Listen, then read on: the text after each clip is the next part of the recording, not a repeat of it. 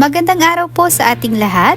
Narito ang weather update sa araw ng Friday, August 2, 2024. Wala naman po tayong binabantayang bagyo or low pressure area sa loob at labas ng ating bansa.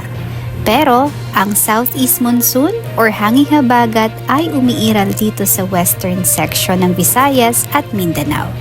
Kaya kung makikita po natin, may mga kumpul po tayo na mga kaulapan.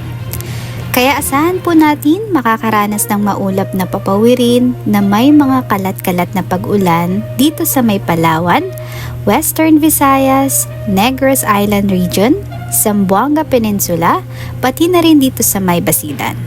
Samantala po sa Metro Manila at nalalabing bahagi ng ating bansa, lalo na sa eastern section, asahan nating makakaranas tayo ng bahagya hanggang sa maulap na papawirin na may mga isolated rain showers at mga pag-ulan sa hapon at sa gabi, dulot ng mga localized thunderstorms.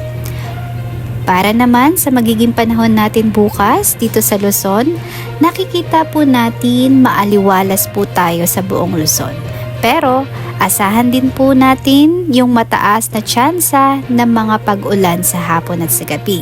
Dulot po ito ng mga localized thunderstorms. Kaya ugaliin po nating i-check ang mga social media pages ng Pag-asa para sa mga nilalabas na thunderstorm advisory. Yan po ang update sa lagay ng panahon. Ito po ang Bagwis Pinas, maaasahan anumang panahon. God bless po.